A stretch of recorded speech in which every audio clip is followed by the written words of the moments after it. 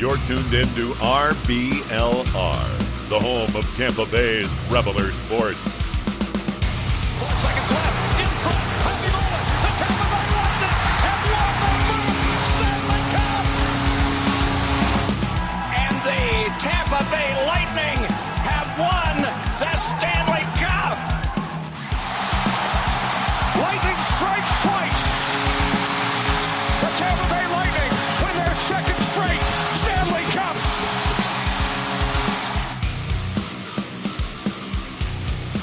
Hello, everybody, and welcome back to RBLR Lightning. As always, my name is Jake Ricker. Alongside me, it's Joe Zamantaro. It's Matt Gannon. Guys, welcome back to the show. Joe, first and foremost, I'll start with you. How you doing today, my friend? I'm doing great. I've had a pretty good week, and I'm, more curious to see how Matt's doing right now. So Matt is still fighting some audio issues, as you may be able to see, but I'm sure he would say that he's doing great. He's excited for hockey season to be right around the corner. Yeah, he's nodding his head in agreement here. We'll give him a couple minutes, hopefully, see if he can get that back on track. But guys, it's getting chilly in Amalie Arena because the ice it has been put down, I should say. So, when the ice starts going down, that hockey season is right around the corner. So it's time to get excited. Joe, I don't know if you saw a little hype video the Lightning put out of them painting that ice. That just gets me excited every time I see it. Well, I mean, you're close when ice starts getting laid down in this Florida weather. They actually put ice in about a week or so ago, but that was really just a test for all the changes that they've actually made for the coming season.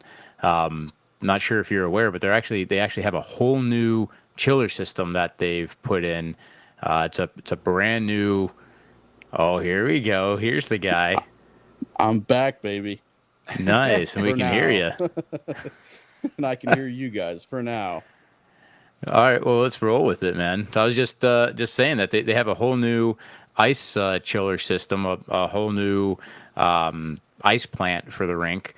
The original one that was installed when the building was built has just been upgraded through the years, and now they have completely replaced it with something that's significantly more high tech and should help the ice quality improve quite substantially.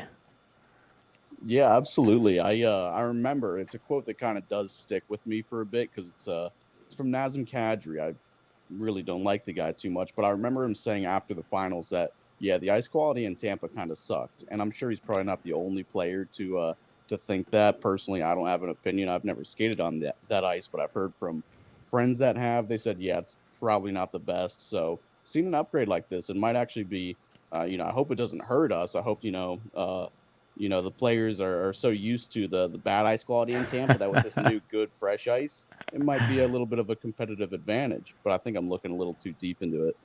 Well, I mean, that you're not completely wrong. If you know how to play the boards, I remember there were certain boards. I can't remember exactly where they were. I almost want to say it was in Philly that were particularly lively, and if you played it off the backboards, it'd bounce out in front more often than some of the other arenas. But these upgrades, they've done everything to really improve the ice. Everything from they even have thermal imaging cameras above the rink to look down and see if there's any hot spots on the ice, so they can start to make adjustments. And now to make adjustments to the ice in specific locations, they can basically use an app instead of going to the actual chiller itself and making them outdoors.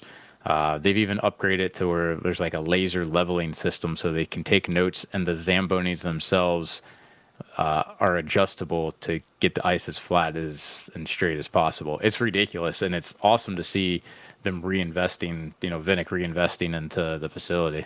That is super cool. I didn't know how intricate. I knew it was a very delicate process, but I didn't know just how deep and how far, I guess, just making skatable ice has come with technology like that. That is actually very interesting.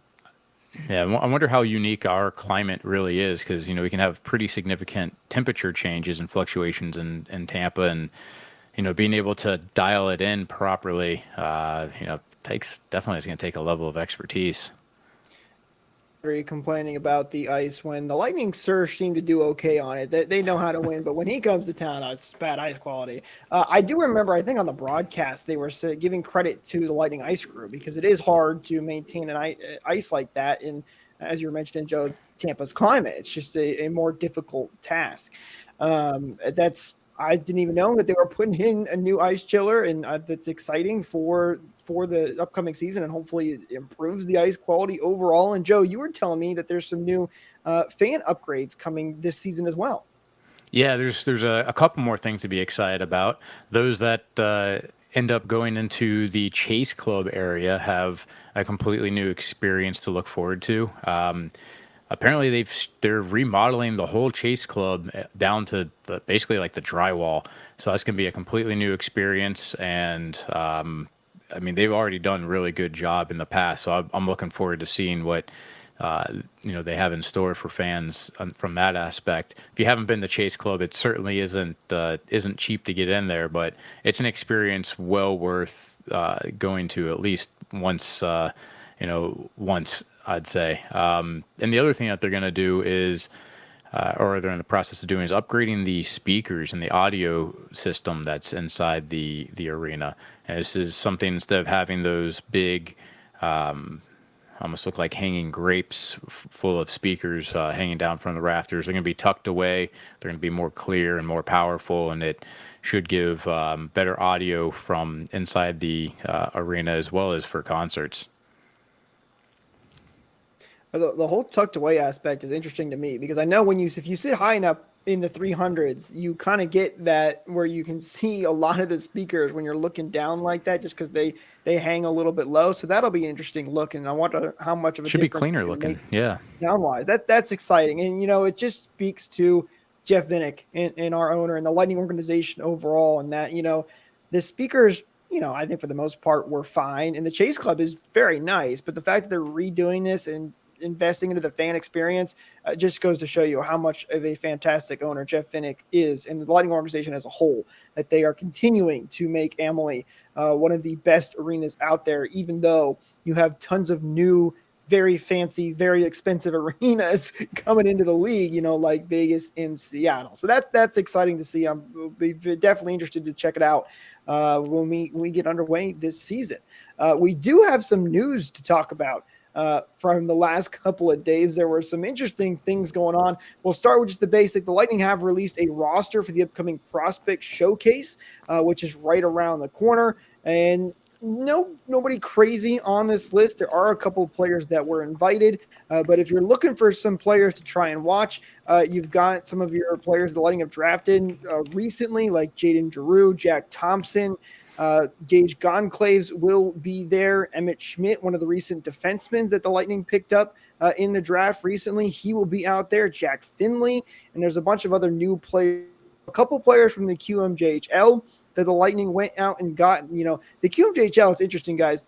Those guys score so many points over in that league. All of them have there's so much scoring over there. But just a couple of prospects to keep your eyes on when we get started for this Prospect Showcase.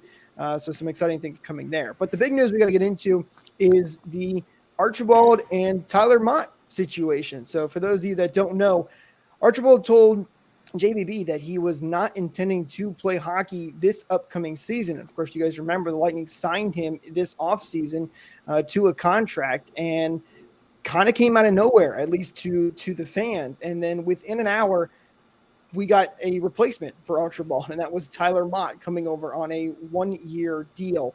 And I got to say, it's obviously a bummer Archibald is leaving the team. Hopefully everything is okay with him. There's no specific reason as to why he's not playing next year, but hopefully all is well over there for him. But Tyler Motte, to me, he's literally a replacement for Archibald. He's Archibald 2.0, if you will. Very similar type of player. Maybe not as good as maybe the stats say, but I like it a lot. Joe, what are your thoughts? I mean, it is unfortunate for Archibald. I mean, I think it was his agent that made a statement saying that he's going to be taking a little bit of time off of hockey for right now, and that's tough for whatever reason that may be. Hopefully that does work out for him.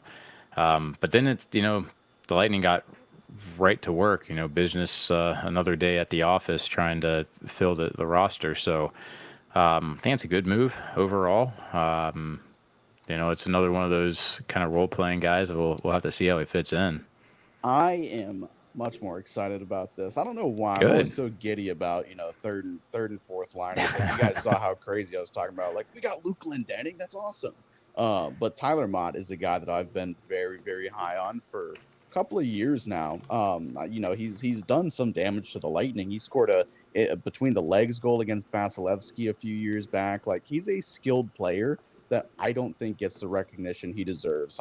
He's got the capability to put up, 35, close to 40 points, but he's always kind of on these meddling teams. He's been with Vancouver and Ottawa and, the Rangers. They're the worst of the bunch. I think this is a really good move. Again, it's very unfortunate, that we can't have Archibald, but that's his, for his own personal reasons. We're not here to speculate on why it might be, but what a tidy bit of business by Julien Brisebois.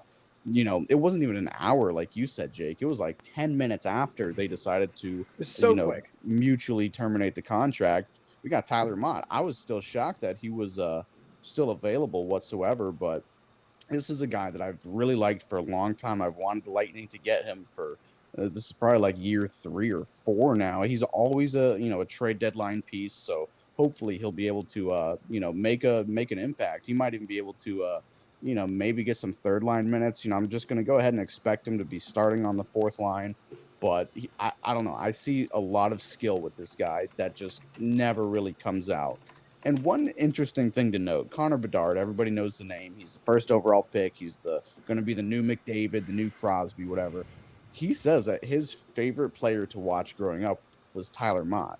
It's not Sidney Crosby. It wasn't Ovechkin. It was Tyler Motte was always his favorite player for whatever reason. That's interesting. I didn't know that.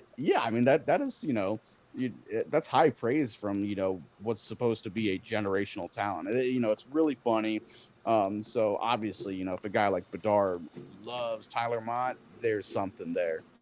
I was gonna say I like just the fact that we got another player from the Rangers. It seems like just gonna say that, Joe. Sorry to take it from you. Hey, it's continuing that Rangers Lightning pipeline, and the Lightning have had some pretty good success with that in the past. So hopefully it can continue. We'd love to hear from our listeners at home as well what you think about the Tyler Motte signing. Let us know right here in the comments on YouTube. Don't forget to like and subscribe, by the way, so you don't miss out on future episodes. And you can check out the old episodes while you're waiting for hockey season to get back, and follow us on social media at RBLR Sports or at RBLR Lightning. But with that said, guys, we've got a new segment for today where we'll be taking a look at the Immaculate Grid. Get to the Immaculate Grid. Immaculate, that word, it got me thinking. I'm like, immaculate. Such a big fancy word, right? Well, guess what? If you guys head over to shop.rblrsports.com, you can get some immaculate, awesome merchandise, team-inspired stuff from the Lightning, the Rays, the Rowdies, you name it, we got it. Head over there to shop.rblrsports.com. And the best part is, for you guys at home, you can use code BOLTS to get 10% off your order. So go pick yourself up some immaculate merchandise today. All right. That was an immaculate transition. The Immaculate Grid. So for those of you that don't know, the Immaculate Grid has become very popular. What would you say, Matt, over the last year, maybe about? Not even like summer. As soon as Vegas got the cup, I started seeing Puck Doku and Immaculate Grid, completed scores start popping up everywhere. And honestly, I was like, yeah, it's kind of weird, kind of chintzy at first. And then it is kind of addicting, especially if you're a hockey nerd like me and you know a lot of players from a lot of teams. I'm about to prove myself wrong with this one here, but it is very addicting to me. So basically, for those that don't know, it just gives you a list of teams, sometimes a little stat, like you can see over there, 40-plus goal seasons, and you have to match them up with the grid. So, for example, the Penguins and the Flyers, and then you try and pick a player that played for both the Penguins and the Flyers and see how good you can do. One, just trying to fill out the square, and then the other challenge is to see how much of a low percentage you can get. Basically, the more often an answer is given, the higher percentage you get. So the goal is to get as low a percentage as possible. So today, we thought we'd tackle today's Immaculate Grid because there is the Lightning on this one. So we'll have some fun with that. All right, guys, let's put our knowledge to the test. Do we want to start off with the Lightning ones and knock out the these first, or are we going to start with the other teams? I think that should be the way to go. It'd be more interesting for people to see us tackle those first. All right. I think it might take us a minute on a couple of them. Let's start off with the 40-goal season one. I think this is an interesting one. So our producer Eureka told us that 6 players have scored 40-plus goals in a season on the Lightning. Obviously, the first one that comes to mind is Steven Stamkos. You know, he's had plenty of those, including that 60-goal season he had. But I feel like he's going to be a very common answer, so probably one you don't want to do. Braden Point is another one that jumps up into my head right away because he just scored 50 goals last season, but there's not, and then Kucherov, I think, is another one. Any other not so common one you guys can think of? I was gonna say, so LeCavier's got to be the other, another big name that's going to be used. I don't know that he's done it. Do you have any suggestions, Matt? I don't know. The Kucherov pick isn't too bad because I feel like the other players are going to be more obvious picks for 40-goal seasons. Like everybody's going to pick Stamkos, Point, LeCavalier. Has Marty ever done it? I believe was thinking about him. I was thinking, do you think that Brian Bradley did it? Brian Bradley. No, it's a possibility, but my stats knowledge does not go that far back. Yeah. I want to say that Brian Bradley got 40 one season because he was quite a prolific goal scorer. But if we're not really, so we're not going to look up stats, right, for this? No, that would be cheating. So we got to go for someone that we know for sure did it. I think Vinny would probably be one of the oldest ones to have done it. Or like furthest in the past from what we recency mentioned. bias does play a huge factor into this because a lot of these people are, like me, they, only have a 10-minute, span of remembering. So obviously the fresher it is, the more likely you are going to choose it. So I think Vinny might not be a bad pick at all. If you put in a pick and it's incorrect, does it kick it out? Or you can put in whatever. So you have 9 guesses over there on the right, and then it takes away one of your guesses. So you can guess again, but then you won't be able to complete the entire grid, which I do think is a little unfortunate. I wish they'd give you more guesses for people like me who don't know nearly as much. But unfortunately, you won't be able to fill it all in. So are we going with Vinny? Is that because I think he definitely scored 40 goals at least once, right? Vinny's the Michael Jordan of hockey. So he scored his 50th on a spinorama backhander from the top of the circle. All right, Vincent, are we locking that in? I'm happy with it. All right, let's do it. So we're gonna go here and go Vincent VL40. All right, VL4. All right, 17%. Not bad. the best, but not bad. I'll be curious. At the end of this, we should be able to look. Our producer did just, Eureka did just give us a little info since we locked it in. And the names that were available. Yep, let's say them. Vinny. Oh, it just scrolled up on me. Stammer, Vinny, Point, Cooch, Marty, and Brian Bradley. We should have listened to Joe. I wasn't confident enough. I thought he had. He got 42 that season.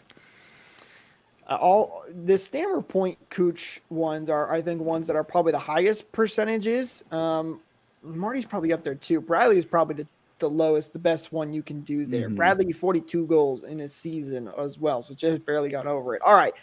Let's go with I want to do the Lightning Penguins ones next because I think this one's interesting. Obviously, I think the most obvious player you can think of, recency bias anyway, is Chris Kunitz.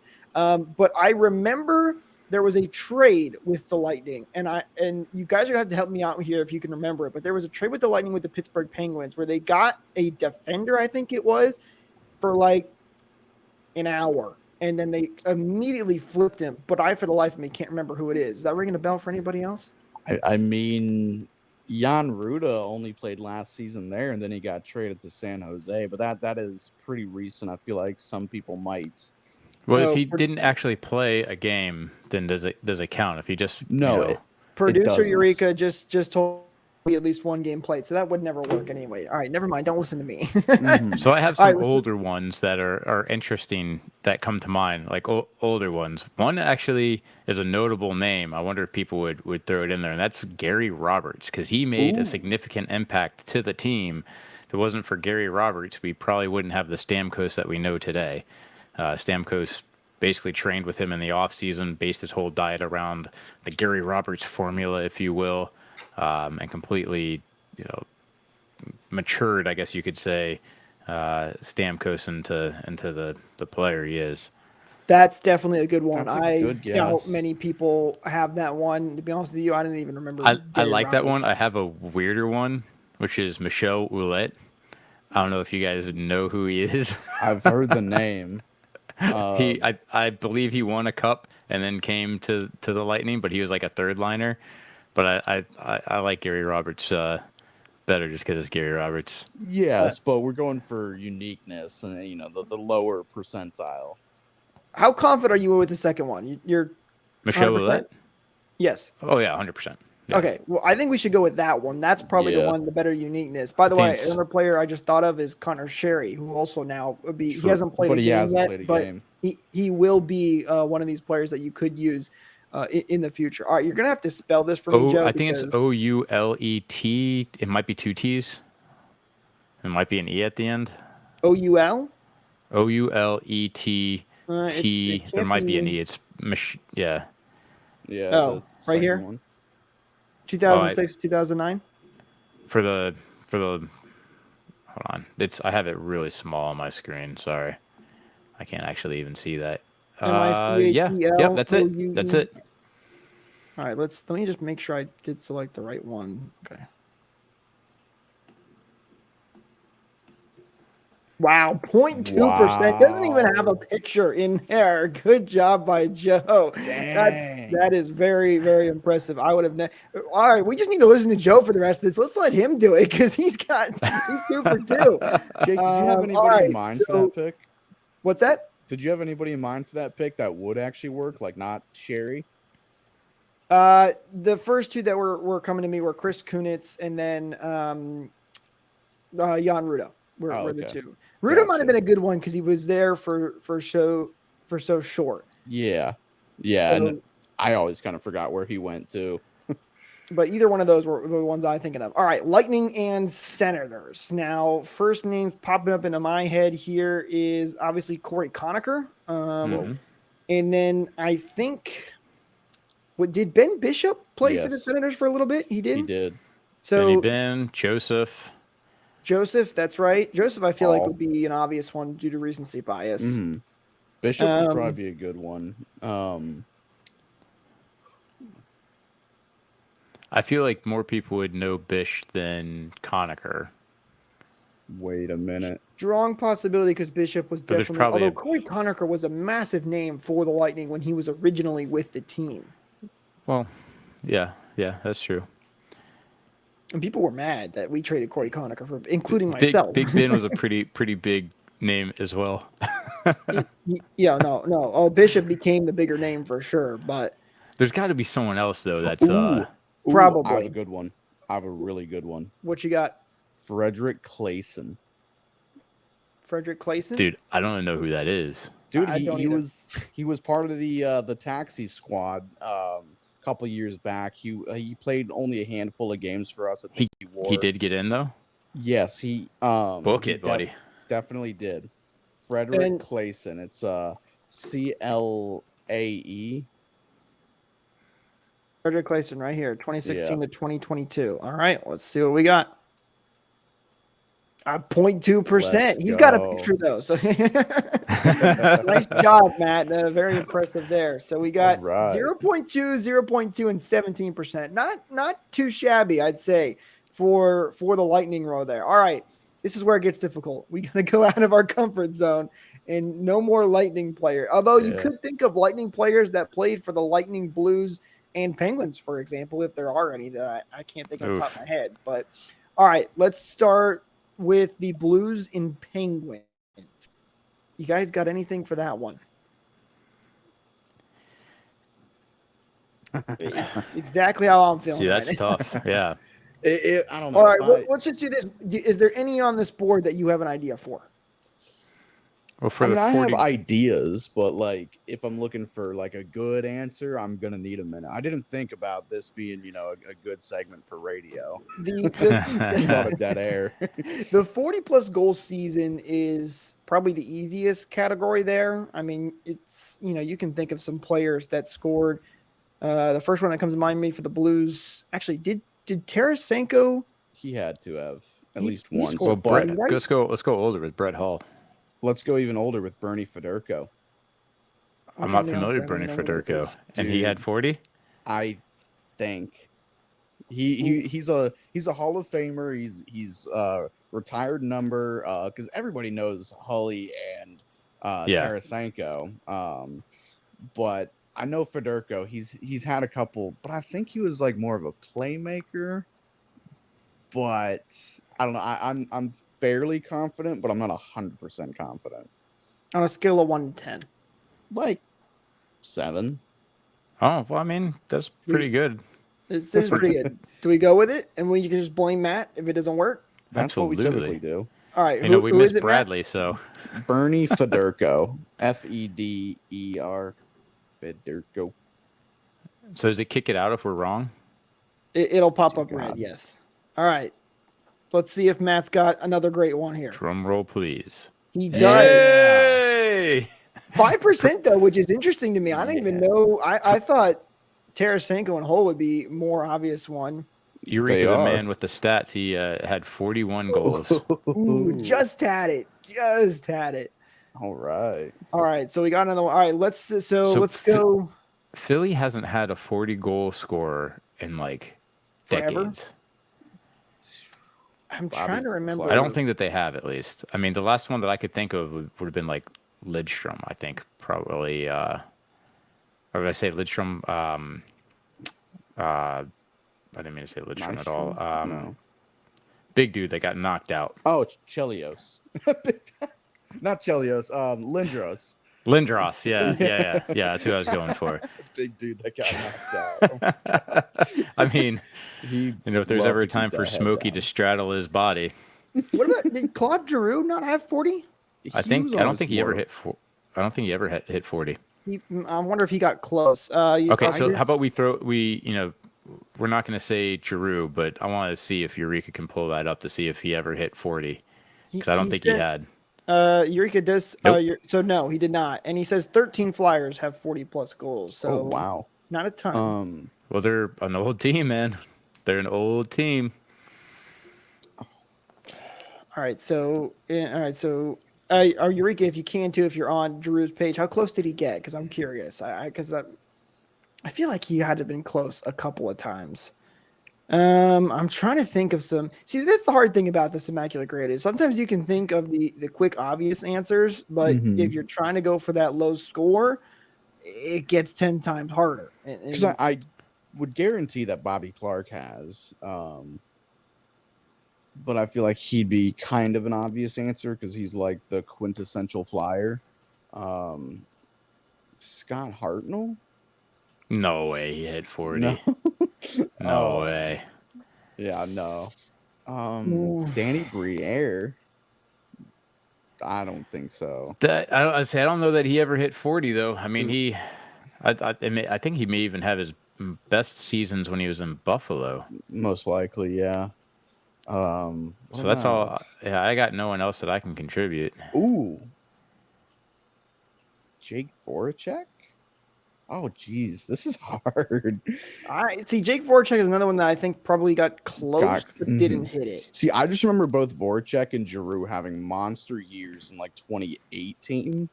Like they were both in like the 95-point range or something. So that's what makes me think. Yeah. And Voracek is a bit more of a goal scorer than he is, a playmaker. They complemented each other well when they were both good. So do we have anyone else for sure? Bobby Clark is the only like guarantee that I know. I mean, better than having honestly a blank, right? Can't think of anything else. Yeah. So we go with Bobby Clark. Let's lock it in. Dude, All right, we'll please go be with right. Bobby Clark for 40 plus. Eureka's in the background dropping knowledge on us. He says, forecheck, nowhere close. Oh, 23 no. goal high. Halfway there. All right, let's see what we got with Barbie Clark here. Barbie. He did not. What? He did not score 40 goals. Matt in shock. Curious to know how many. I'm sure Eureka's going to drop it here in a second. All right, so we're not going to be able to complete the grid, unfortunately. 37 was his high. Damn. But just short of that 40 mark. Dang, who on earth scored 40 for the Flyers? Wayne Simmons is another one that I don't think he ever hit. I mean, he never got close. So say it's been decades since they've had somebody that'd be able to do it. I'm pretty confident. Like I said, the only one I can even think of is Lindros. I just didn't think he was. Let's go with. I think we go with Lindros because I can't think of anybody else. Well, I mean, how about we continue on here, right? Because all right, that's fair. Let's keep moving and then we'll come back to it. I'm so shook. If you guys have poor Matt, if you guys have any for these, throw them out there. I don't have to go in order here, and let us know to our listeners at home too. If you've got some answers that you're thinking that there's probably some people screaming at the screen right now, like, how do you not know this one? So let us know at RBLR Lightning if we missed some obvious ones, or let us know which Lightning players that you guys picked, if you did any better than us. I got a fun one with Pittsburgh and Philadelphia, who are usually pretty big rivals. So getting trades between them is less common than some other teams. But this might be one of the more popular ones too. Jágr played for both those teams. Oh yeah, he did. That's definitely got to be a popular one, I would imagine. But we can save that one as a safety net. Maybe if we can think of any other players. That's sure. A good one. Jágr's a great one for this because he played for so many teams. Mm-hmm. There's a lot of different ways you can go. I'm trying to think of did Ben start with the Blues before going to the Senators? Who? Bishop? Yes, he did. Yeah. Oh, he did. He was drafted by the Blues. So we could go. I like that one. Ben that Bishop. Would be a good one. And it's Lightning related. I'd say you get to use your Bish. Let's. You want to do it? I say we do Ben Bishop. All right, we'll go. You get bonus points for hitting it in the middle. Ben Bishop, only 10%. Not bad. That's not bad. Not bad at all. 10%'s like my benchmark for. Okay, that was a pretty good pick. All right. Are there any other Lightning players that we know that played for the Penguins and the Flyers? There's not many Lightning players that I can remember. Oh, dang. Playing. I mean, Ruda, but Ruda did not play for the Flyers. Penguins and Flyers. You had Vinny, of course, with the Flyers, but he did not play for the Penguins. There are 86 Philadelphia and Pittsburgh players, and I can't think of a single one. Except for Jágr. Oh man, this is and I don't think there's any Lightning connections for that. Ooh, I have a good one. What you got? And Matt? it is kind of recent, but I think he only played like a year there. But Matt Niskanen, he retired, I think, at the bubble season. But he played like 1 year in Philly. He had a couple years in Pittsburgh and a couple years in Washington. So that's a good one. Yeah, I remember him being in Pittsburgh. Mm-hmm. This for Pittsburgh, Philly? Yes, Matt Niskanen, Nisk. You should bring it up. He's a right-handed defenseman. He's a right-handed defenseman. I know that because I actually got one of his Pro Stock sticks that I was using for a couple of seasons. Yeah. Nice. I could not work out hard enough to be able to flex that thing. Let's see what we got. 2%. Very all right. Good job. Good job, man, Maddie. I'd be on fire if I didn't have that Bobby Clark blunder. All right, we got 2 guesses left, so we're not going to be able to get one of them. Eureka just told us 11 players who played for Philadelphia Flyers, Pittsburgh Penguins, and Tampa Bay. Okay, so there are 11 players that did play for all three teams. So there were some Lightning connections there, none that I could think of. All right, I think we got to get the 40 goal scorer for the Flyers. But I can't think of any. That's crazy that there's 13. We can't get one. I mean, Lindros might be the best way to go, but I don't know. I kind of want to try and tackle some of the other ones. Well, we got safe. Senators and Flyers, and then Penguins and Blues. No, that doesn't work. By the way, you cannot repeat players once you've used one of them. Although I don't think any of those players here would qualify for that. There were a couple Lightning. Wait a minute. Where did Elliott I have a good. I don't know if you ever did Ottawa, but I have one for Philly, Ottawa. Braden Coburn. He's a Lightning player. Oh yes. He played a few games for Ottawa. That's a good one. And nobody knows. Yeah. I think we go with that one for Ottawa, Philly. All right, Braden Coburn. Me keeping it on topic and everything. I don't think he has a Y. Yeah. The BRAD. Yeah. What? I'll just put in Coburn. Put Coburn, yeah. It is it's DON. Braydon. 0.5%. There we go. Wow. And another Lightning connection, so bonus points there. All right, one guess left. We got the Penguins and Blues, and then a 40-plus goal scorer for the Flyers. Elliott didn't play for the Penguins, did he? Did Tom Barrasso play for the Blues? This is as soon as I saw this grid, I knew that was going to be one that I'm like, I hope somebody else can fill in because I don't have a clue who went between these two. If I had a second to think about it, like I didn't cheat coming into this, so if I had a second to think about it, I could probably get a player, but I don't want dead air. Yeah, there's definitely got to be like a third liner, that third or fourth liner that played on both, but I don't watch, honestly, the West Coast games. I don't watch enough of them to know every single, third and fourth liner intimately. Do we want to go with Lindros for the 40-plus goal scorer? It's better than leaving a blank. Matt, well, I guess that leaves us a blank either way, right? Thoughts inside that brain? You've been pretty good. Sean Thornton, did he ever play in We're asking the wrong guy. Oh man, we need a full Lightning Immaculate Grid. That's what we need. I thought about trying to make one myself, but I'm like, I have no idea how to do this. I play it safe with Lindros, I guess. All right, let's go with Lindros. Last guess. If that ain't right, Matt is gonna lose it if this is not right. It is. All right, we did get it. So our score was 186. Average score 5.3. It's not bad. Lindros was 13%. Is that says? Oh, so Lindros he's 51%. He was a big one. 51? Yeah, because no one can because they're so old, man. David Perron played for the.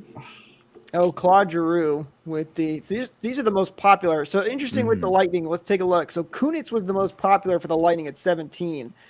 Nick Paul with the Lightning and Senators at 23. That makes sense. And then Steven Stamkos for the 40-plus goal scorer. So I think we did pretty darn good with the Lightning players, all things considered. Jake, run through the Flyers 40 goal scorers. I want to see who's on that list because that one really affected me. So Eureka just said that the last one was an 0809. He's got he just sent you the way to look at it. All right, I'll have to switch my screen here. Holy smokes! Okay. I mean, I'm looking at the names. I'll let you say them, but I wouldn't have guessed that. All right, so there's some names. There's some names on here, man. Dang. Jeff Carter is the first one. Hold on a second. Remember this by goals. Simone Gagne. What? John So LeClaire. the Philly did have a 60 goal scorer, and that was Reggie Leach back in 1975. 61 goals on the season. Tim Kerr, he did it a couple of times. Did it 5 times. I'm trying to see if there's any on here that. Oh yeah, Simone Gagne, the one you were saying, Matt. 47 goals. There's some obvious ones. You know, and Gagne is a really good name too, because that would have leaked over as a Lightning player. You're right. Lindros did it twice. It looks like he's on here a couple of times. Yeah, Gagne was probably the big one that I think we missed because he's got that Lightning connection. Yep. Well, I think all things considered, I think we still did a pretty darn good job. Let us know in the comments how you guys did, if you did any better than us, or if you had some trouble with the non-Lightning players as well. And maybe in the future, if you guys do enjoy this, we'll do some more Lightning-themed Immaculate Grid questions. That was fun. I think we did pretty good. My back Yeah, kind good of stuff. hurts from carrying the team on it. Oh, There it is. Matt, you can't say that after you had that absolute blunder there. That didn't let us complete the grid. So, all right, man. that's going to do it for us in this episode. Thank you guys so much for watching. Don't forget to like and subscribe so you don't miss out on future episodes. And follow us on social media at RBLR Sports or at RBLR Lightning. The Bucs season just got underway, and they got a huge win against the Vikings. So be sure to go over and check all the other great podcasts we have over there at RBLR Sports. With that said, though, we'll see you guys in the next one. Go Bolt! Thank you for tuning into this presentation by RBLR Sports. On your way out of the stadium, please remember to like and subscribe.